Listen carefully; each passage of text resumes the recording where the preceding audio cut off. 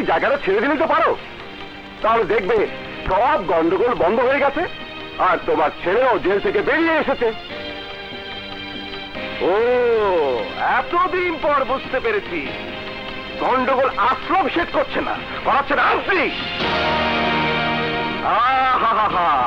নির্বাচনের আগে যদি বুঝতে পারতাম তাহলে বুঝিয়ে দিতাম কত ধানে কত চাল। ভালো মিয়া, তুমি কিন্তু বেশি বাড়াবাড়ি করছো। বাড়াবাড়ি দেখেছেন কি, আরো দেখবেন। আপনি মনে করবেন না আমরা আপনার ধমকে চুপ হয়ে যাব। 7 দিনের সময় দিচ্ছি, এর মধ্যে যদি আসলাম শেরের গ্রেফতার আর আমার ছেলে জেল থেকে ছাড়া না পায় তাহলে মন্ত্রীর কাছে যাব। তখন এই সব ঘটনার জন্য আপনাকেও জবাবদিহি করতে হবে।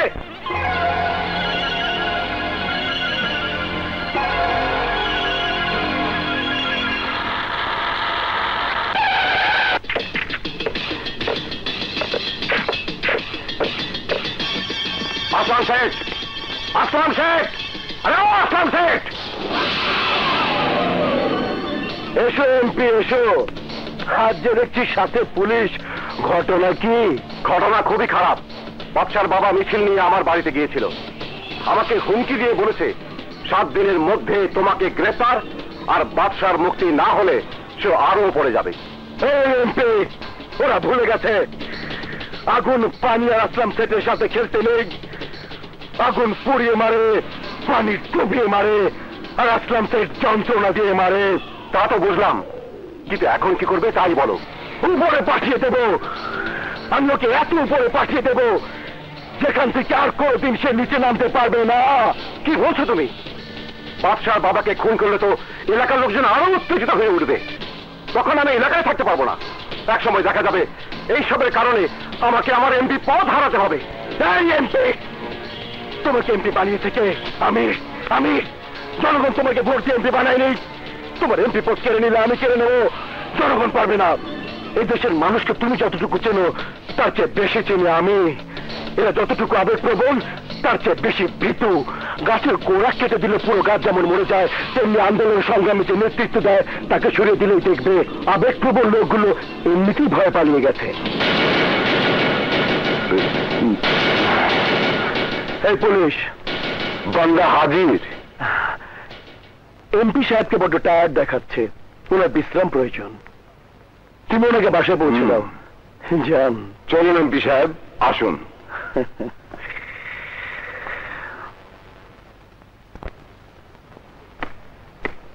বাচ্চা, তোমার বাবা মা এসেছে দেখা করতে।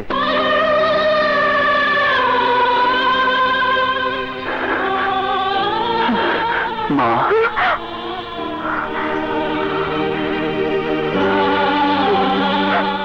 বাচ্চা, বাবা মা চেহারাটা কেমন হয়ে গেছে। আয় বাবা, বল।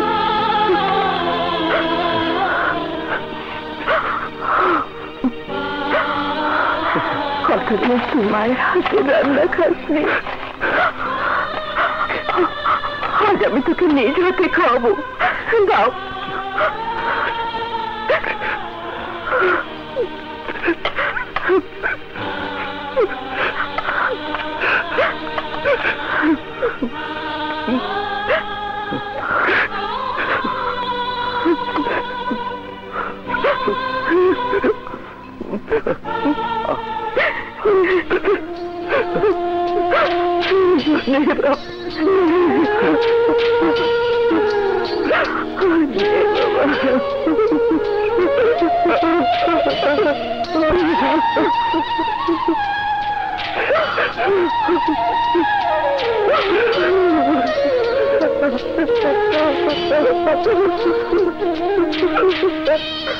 আমি লোকজন নিয়ে এমপির কাছে গিয়েছিলাম, তার কথা বুঝলাম সেও আসলাম সেটার সাথে জড়িত। তাকে আমরা 7 দিনের সময় দিয়েছি, এর মধ্যে যদি আসলাম শেখকে গ্রেফতার করে তোকে মুক্তি না দেয় তাহলে আমরা আদালতে মামলা করব, মন্ত্রীর কাছে যাব। মোট কথা, তোকে মুক্ত না করে আমরা আমাদের আন্দোলন বন্ধ করব না। সাবধানে থেকো বাবা, তোমার জন্য আমার খুব চিন্তা হয়। তোমার উপর না জানি ওরা আবার আঘাত হানে, আমার একমাত্র ছেলে জেলখানায় পড়ে ধুকে ধুকে মরবে, আর আমি বাবা হয়ে এই সন্ত্রাসীদের ভয় চুপ করে ঘরে বসে থাকবো? কি করবে, কি করবে ওরা? আমাকে মেরে ফেলবে, মারো। তা তো আমি ভয় পাই না, ভয় পাই না, কারণ আমার বাচ্চা আছে। আমার কিছু হয়ে গেলে ওরা বাঁচবে না, আর সেদিন ওদেরকে বাঁচাবার জন্য আইনের কোন শক্তি আমার বাচ্চাকে আটকে রাখতে পারবে না। আপনাদের সময় শেষ।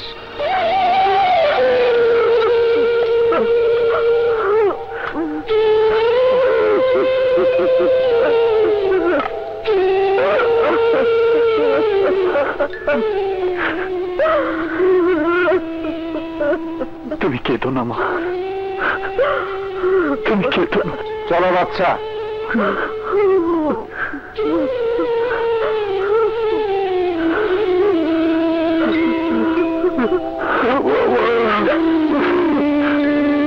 সাবধানে থেকো বাবা।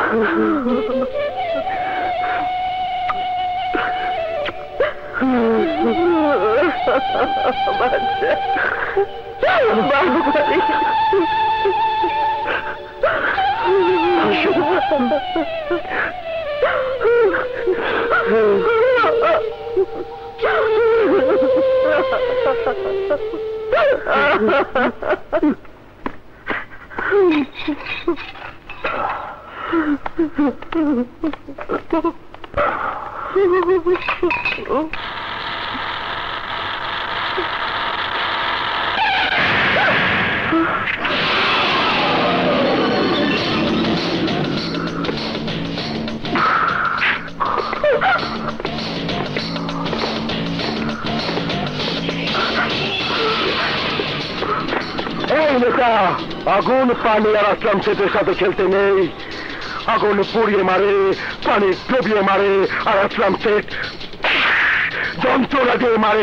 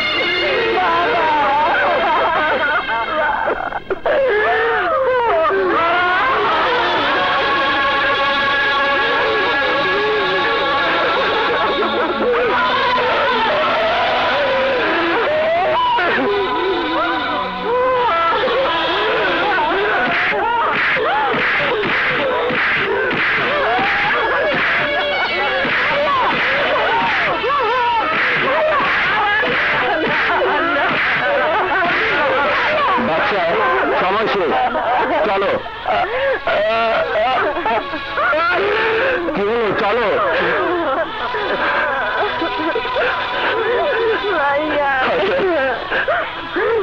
রাখিকে দেখো,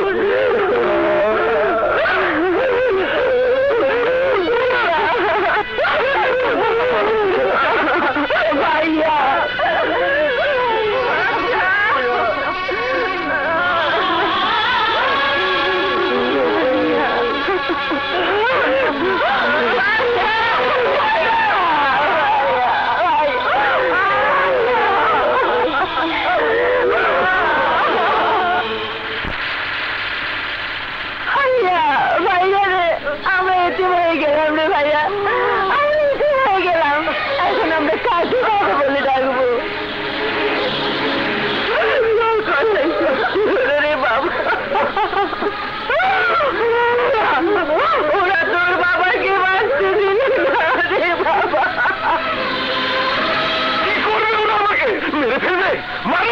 তা তো আমি ভয় পাই না, কারণ আমার বাচ্চা আছে।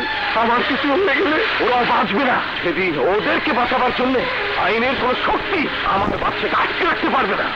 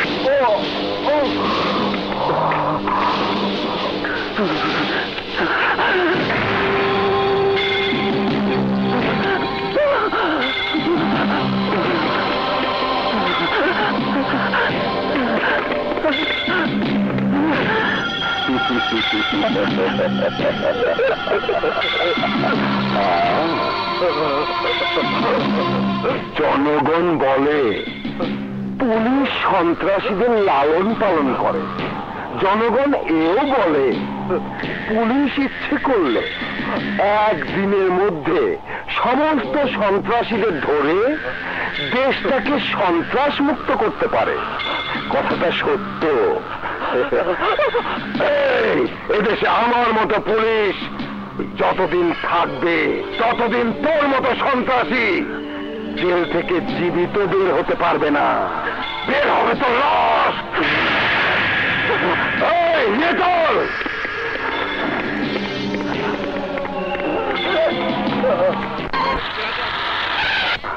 পিঙ্কি, পিঙ্কি, ক্লাসে যাও। না, আজ আমি এখানকার ক্লাস করবো না, তোমার সাথে ক্লাস করবো। হোয়াট? আমার সাথে ক্লাস করবে মানে? আজ সারাদিন আমি তোমার সাথে থাকবো। পিঙ্কি, আমি কখন কোথায় আসামি ধরার জন্য দৌড়াদৌড়ি করবো আর তুমি কি না? নামো, নামো বলছি। দেখুন ইন্সপেক্টর, আসামি ধরতে হলে নতুন কৌশল দরকার। আমার মতো সুন্দরী মেয়ে যদি সব সময় তোমার সাথে থাকে তাহলে প্রতিদিন তুমি অনেক আসামি ধরতে পারবে। দেখো তুমি অত দুষ্টমি ভালো নয়। হ্যালো, সালাম আলাইকুম স্যার। জি স্যার, ওকে স্যার। কার ফোন? কমিশনার স্যার ফোন করেছে, আমাকে এক্ষুনি অফিস যেতে হবে। গুড, ভেরি গুড, ভালোই হবে, আমিও যাব। অসম্ভব, আমি তোমাকে নিয়ে স্যারের সামনে যেতে পারবো না। আমিও তোমার স্যারের সঙ্গে দেখা করব না। তুমি তোমার স্যারের সঙ্গে দেখা করবে আর আমি আমার বাবার সঙ্গে দেখা করব। কি হলো, চলো চলো।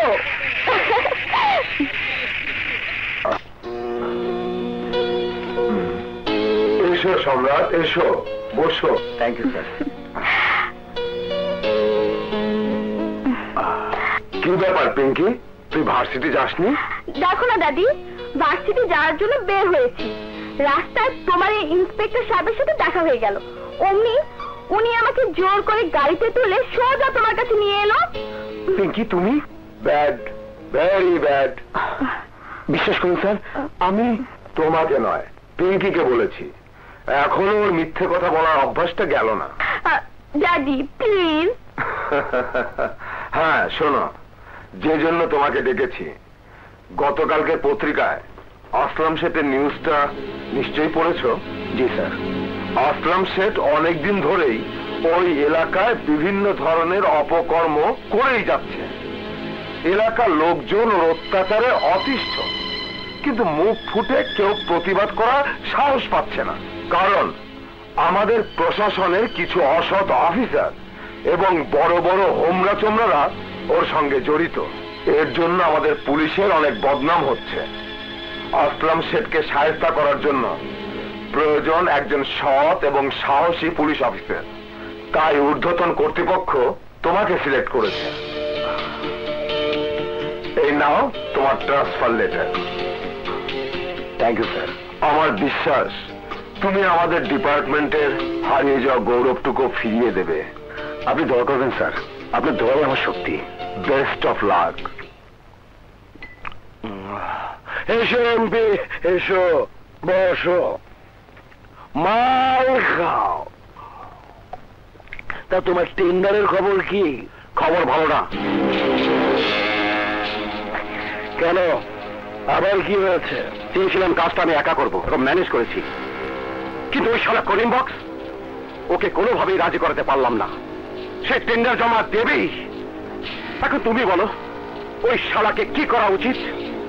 ওর কত বড় সাহস, ও আমার সাথে টেক্কা দেয়।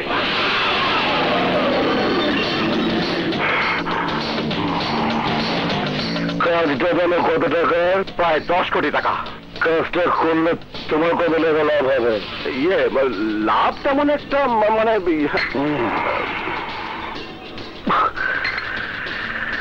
সত্যি করে বলো এমপি, আমি জানি সরকারি কাজ তোমরা কোন রকম জোড়াতালি দিয়ে শেষ করো। আহা, কোমর ফাঁস করছো কেন? জনগণ শুনে ফেলবে তো। যাই করো না কেন, মনে রেখো, চোরের 10 দিন, গৃহস্থর 1 দিন। যাকে আমাকে 10% দিতে হবে। বলো রাজে? পার্সেন্টেজটা বেশি হয়ে গেল না? ঠিক আছে, ডান। ম্যানেজার সাহেব, টেন্ডারের ফাইল থেকে রেডি? জি স্যার। এই নিন। স্যার একটা কথা বলবো। কি কথা? স্যার বলছিলাম কি, এই কাজের জন্য টেন্ডার সাবমিট না করলে হয় না। কি বলতে চান আপনি? আমি বলতে চাই, যেখানে স্বয়ং এমপি সাহেব এই কাজটা করার জন্য ইন্টারেস্টেড, সেখানে আমাদের কম্পিটিশনে যাওয়াটা কি ঠিক হবে? ঠিক হবে না কেন?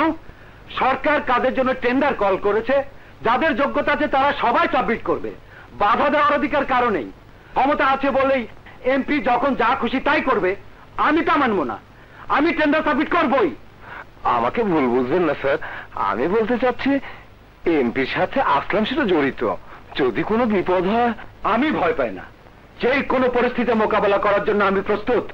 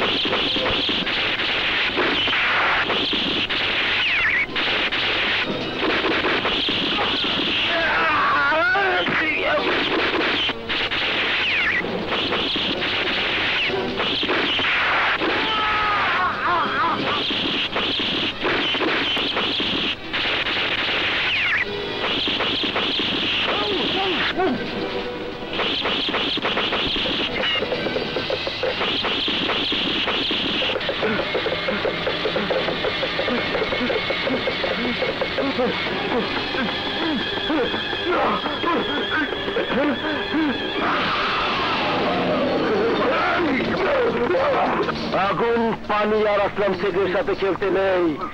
আগুন পুড়িয়ে মারে, পানি ডুবিয়ে মারে, আর আসলাম শেখ যন্ত্রণা দিয়ে মারে।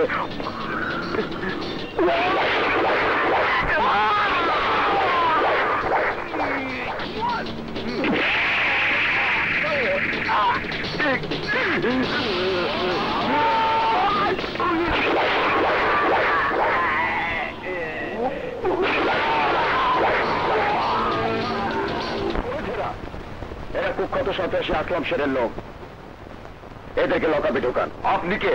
ইন্সপেক্টর সম্রাট। সরি স্যার, আমি আপনাকে চিনতে পারিনি। নো প্রবলেম, আগে এদেরকে লকআপে ঢোকান।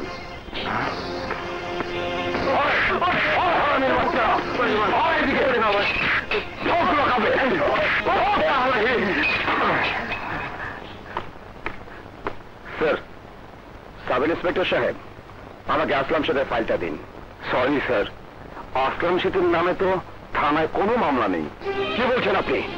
প্রশাসনের ঊর্ধ্বতন মহল থেকে শুরু করে সারা দেশের মানুষ জানে আসলাম শেখ একজন শীর্ষ সন্ত্রাসী কুখ্যাত করে, অথচ তার নামে থানায় কোনো মামলা নেই। এটা কি করে হয়? হয় স্যার, এই এলাকায় আসলাম শেখের নির্দেশেই সব কিছু হয়। কেউ ওর বিরুদ্ধে কিছু করতে গেলে তাকে সে বাঁচিয়ে রাখে না। সাধারণ মানুষ বলেন আর প্রশাসনের লোক বলেন, কাউকে সে ক্ষমতা। দেশের বড় বড় ক্ষমতাবান লোকেরা তারা তাদের সাথে ক্ষমতায় টিকে থাকার জন্য আমার মতো আসলাম শেখকে তৈরি করে। আর তুই তো সামান্য একটা সাংবাদিক, আমার ছবি তুলে তুই কি করবি বা কি করবি? আসলাম শেখ তুমি অশিক্ষিত বোকা। সাংবাদিকরা সামান্য কিছু নয়, সাংবাদিকরা ক্রিমিনালদের জন্য মরণ ব্যাধির চেয়েও ভয়াবহ। সাংবাদিকেরা যে ক্রিমিনালের বিরুদ্ধে একবার কলম ধরে তার ধ্বংস না হওয়া পর্যন্ত ওই কলম থামে না। যতদিন পর্যন্ত তোকে আজকে যারা তৈরি করেছে ওই মানুষগুলোকে ধ্বংস করতে না পারবো ততদিন পর্যন্ত আমার কলম থামবে না।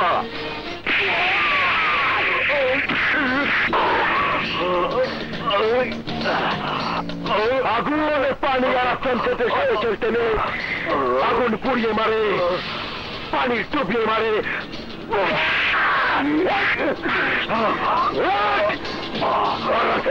যন্ত্রণা দিয়ে মারে।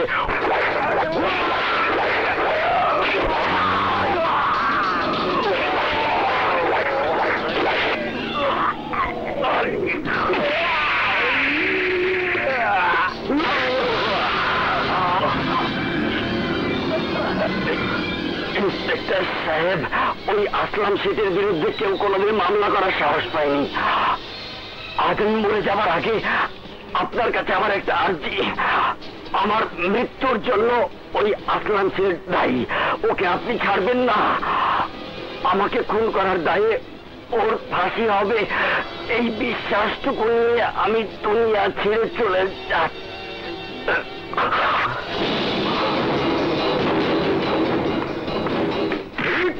ইন্সপেক্টর, আগুন পানি আর আসলাম শেখের সাথে চলতে নেই।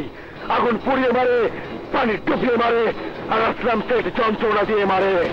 এই আসলাম শেখ, এই সম্রাট পুলিশের চাকরি নেবার আগে আগুনে পুরো অঙ্গার হয়েছি যেন আগুন আমাকে ধ্বংস করতে না পারে। পানিতে ডুবে কুমির হয়েছি যেন পানি আমাকে গ্রাস করতে না পারে। সন্ত্রাসীদের যন্ত্রণা এটা তো আমার কাছে ছোট বাচ্চাদের দুষ্টমি।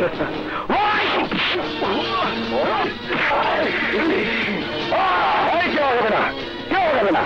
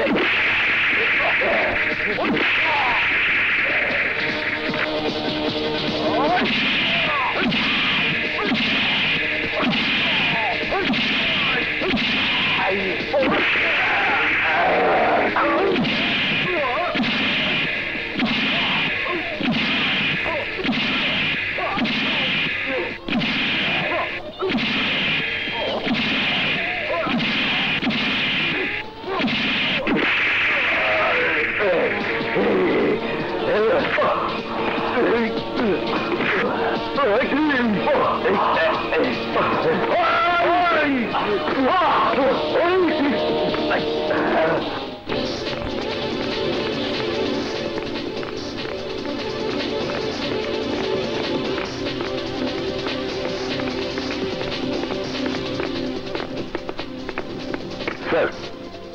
কোবরা সাহেব। জি স্যার। আসলাম শেখ সুস্থ না হওয়া পর্যন্ত দুজন কনস্টেবল এখানে থাকবে। বি কেয়ারফুল, বাইরে কেউ যেন এখানে ঢুকতে। Okay sir. আরো সুস্থ হয়ে উঠলে ওকে লকাবে নিয়ে যাবেন। আর আমি বাচ্চাকে আমি ফাঁসিতে ঝুলাবো। কিন্তু স্যার, ওকে ফাঁসিতে ঝুলাতে হলে তো যথেষ্ট সাক্ষী প্রমাণ লাগবে, কিন্তু আমাদের কাছে তো কিছুই নেই। আছে, এর মধ্যে সব আছে। ইন্সপেক্টর সাহেব, ওই আসলাম শেখের বিরুদ্ধে কেউ কোনোদিন মামলা করার সাহস পায়নি। আজ আমি মরে যাবার আগে আপনার কাছে আমার একটা আর্জি, আমার মৃত্যুর জন্য ওই আসলাম শেখ দায়ী। শুধু তাই নয়, ওর কাছ থেকে আমাকে জানতে হবে ওর গডফাদারদের নাম। তারপর সবাইকে আমি একসঙ্গে কাট করে দাঁড় করাবো।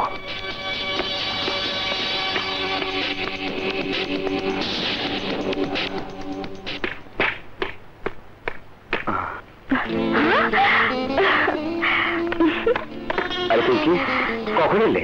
1 ঘন্টা হবে। কেমন আছো? তুমি ছাড়া আমি কেমন থাকতে পারি বলো? কতদিন তোমাকে দেখিনি, তাই তো পাগলের মতো ছুটে এসেছি। আজ তোমাকে নয়ন ভরে দেখবো, মন ভরে ভালোবাসবো। হ্যাঁ, প্লিজ, এটা অফিস। স্টাফরা দেখে কি ভাববে বলো তো? ওরা কিচ্ছু ভাববে না, বরং খুশি হবে। স্যার, ঠান্ডা এনেছি। কে বলেছে তোমাকে ঠান্ডা আনতে? সরি স্যার, কেউ বলেনি। দেখলাম ভাবি খুব গরম হয়ে গেছেন, তাই বুদ্ধি করে আমি নিজেই এনেছি। Idiot, out. Thank you sir. দেখলে দেখলে তো, শুধু তোমার কারণে ও এমনটা করার সাহস পেল। কবে যে তোমার ছেলে মানুষই যাবে? তুমি ইচ্ছে করলে এক্ষুনি আমার ছেলে মানুষই দূর করে দিতে পারো। প্লিজ দাও না, আমাকে বুকে জড়িয়ে ধরে একটু আদর করো না, দেখবে আমার সবকিছু শীতল হয়ে গেছে। দাও না।